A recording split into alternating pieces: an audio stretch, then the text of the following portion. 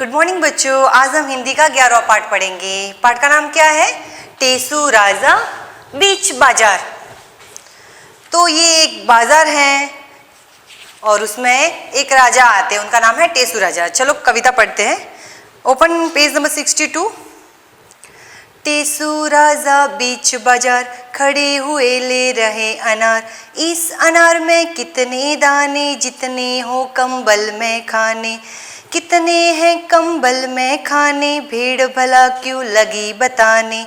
एक झुंड में भेड़े कितनी, एक पेड़ पर पत्ती जितनी।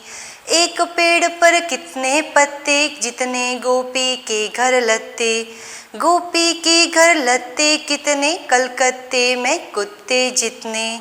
20,23,000 दाने वाला एक अनार। टेसू राजा कहे पुकार, लाओ मुझको दे दो चार। ये कविता है। इसमें एक राजा, उसका नाम है टेसू राजा। तो एक दिन वो बाजार में जाते हैं और बाजार में जाके क्या करते हैं? टेसू राजा बीच बाजार, खड़े हुए ले रहे अनार। तो एक राजा है जिसका नाम टेसू है और वो बाजार में जाते हैं और वहां जाके अनार वाला जो अनार बेच रहा है ना, उसके पास खड़े हो जाते हैं और अनार लेते हैं। फिर वो अनार वाले से क्या प्रश्न करते हैं कि इस अनार में कितने दाने हैं। इस अनार में कितने दाने, जितने हो कंबल में खाने। तो वो पूछते हैं कि अनार में कितने दाने हैं। तो फिर जो अनार वाला वो होता है वो बोलता है जितने कंबल में खाने। फिर वो बोलते कितने हैं कंबल में खाने, भेड़ भला क्यों लगी बताने। तो कंबल में कितने खाने हैं, कंबल किससे बनता है? ऊन से बनता है ना, और ऊन किससे प्राप्त होती है? भेड़ से। तो भेड़ भला क्यों लगी बताने। एक झुंड में भेड़े कितनी, एक पेड़ पर पत्ती जितनी। तो वापस क्वेश्चन होता है कि एक झुंड में भेड़े कितनी होती है, तो जितने पेड़ पर पत्ते होते हैं। फिर वापस प्रश्न होता है कि एक पेड़ पर पत्ते कितने हैं।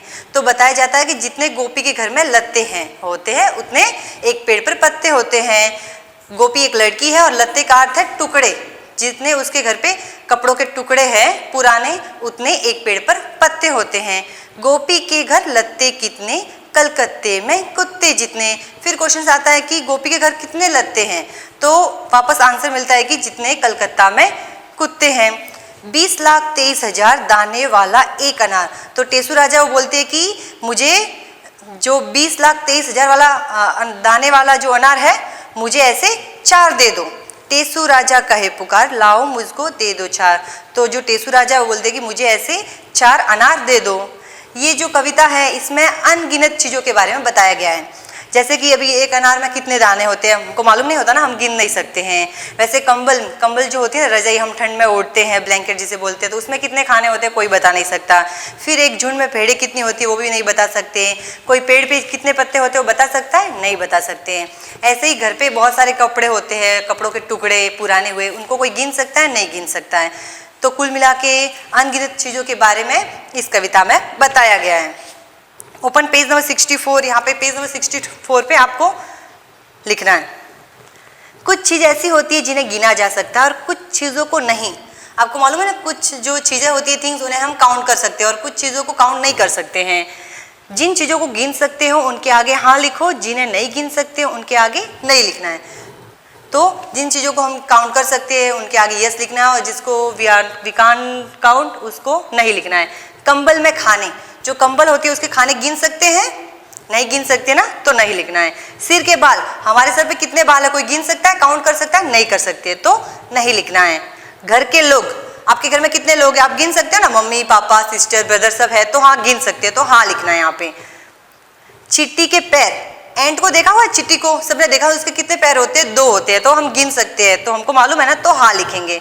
कमीज के बटन, जो आपने शर्ट पहना है तो उसके कितने बटन आप गिन सकते हो? नहीं, 4, 5 या 6 होते हैं ना, तो हाँ लिखना है। पेड़ के पत्ते, आप पेड़ के पत्ते गिन सकते हो? कोई गिन सकता है? नहीं गिन सकते, बहुत सारे होते हैं ना, तो नहीं। आसमान के तारे, आसमान में तारे भी हम नहीं गिन सकते, तो नहीं आएगा।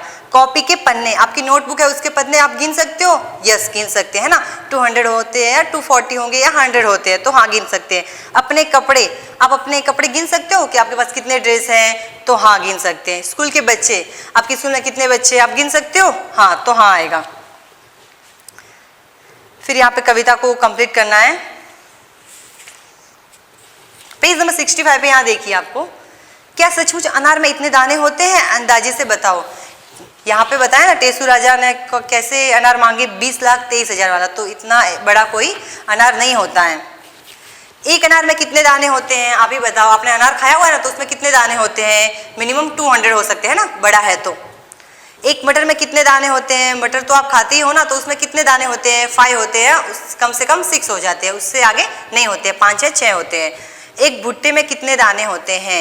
आप स्वीट कॉर्न खाते हो ना, भुट्टा खाते हो ना मक्की का, तो उसमें कितने दाने होते हैं? 200 हो सकते हैं ना, 200।